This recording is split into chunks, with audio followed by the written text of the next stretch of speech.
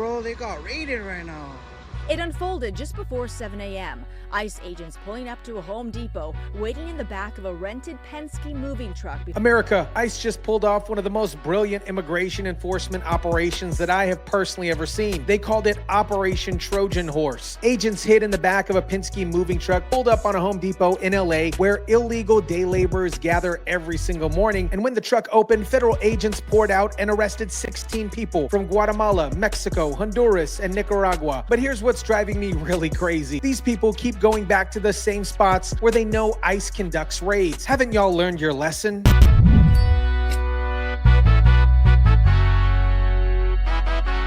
The Department of Homeland Security today carrying out an immigration raid dubbed Operation Trojan Horse in LA. It resulted in multiple arrests there. It happened around 7 in the morning in the area surrounding a Home Depot on Wilshire Boulevard near MacArthur Park. What is up, guys? Tyson Dela Cruz here. Thank you so much for rocking with me. When I saw this story, I just had to laugh. Y'all thought y'all were about to get a big job, but instead you ended up in handcuffs. Have these illegal hombres not heard of Thumbtack or Facebook Marketplace? Let me break down how this operation worked because it's absolutely genius. Federal agents used a Penske moving truck as a Trojan horse. They hid in the back, drove up to a Home Depot on Wilshire Boulevard, and when the back door opened, agents burst out and ran towards a group of people near a sidewalk food stand. They came in unmarked Sprinter vans and trucks, and then a rental Penske brand moving van, or moving truck rather, like a box truck.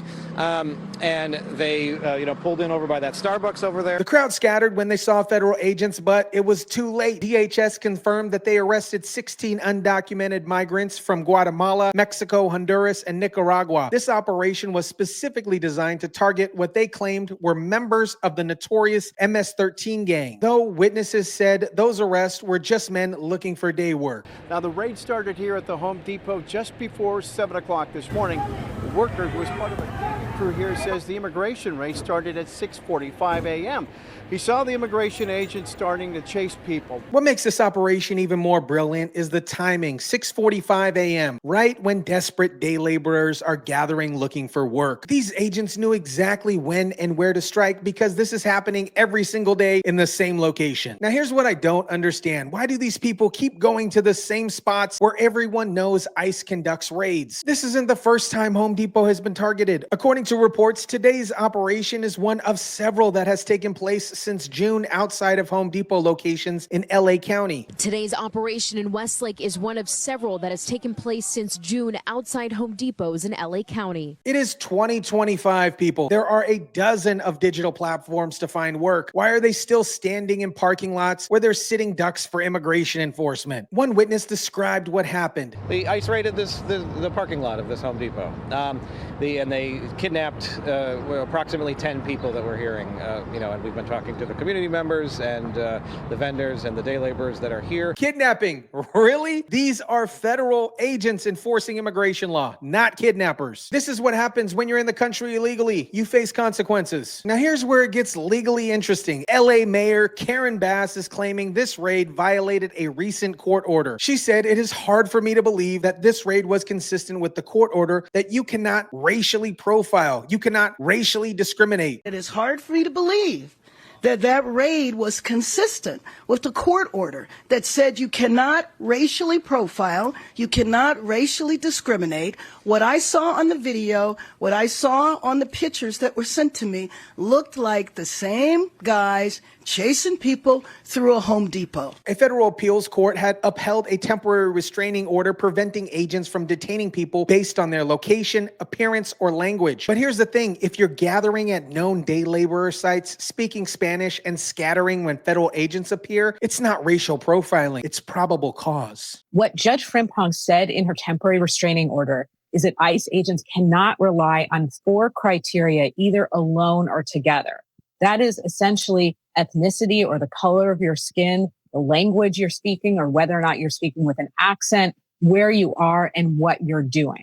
The question is whether ICE agents had additional evidence beyond just location and appearance. But when you're at a known illegal immigration gathering spot at 6:45 a.m. looking for under-the-table work, you're kind of making it obvious. And here's something hilarious. Penske Truck Rentals had to issue a statement distancing themselves from this operation. They said Penske strictly prohibits the transportation of people in the cargo area of its vehicles under any circumstance. The company was not made aware that its trucks would be used for today's operation and did not authorize this. The Penske Truck Rental is aware of recent reports and videos regarding a DHS operation in Los Angeles, saying Penske strictly prohibits the transportation of people in the cargo area of its vehicles under any circumstances. So now Penske is worried about their brand being associated with immigration enforcement. They're saying they'll reach out to DHS and enforce its policy to avoid improper use of its vehicles in the future. Good luck with that. The federal government doesn't need your permission to rent trucks. Statement from Penske Truck Rental to NBC4 Today reads in part that it is aware of recent reports and videos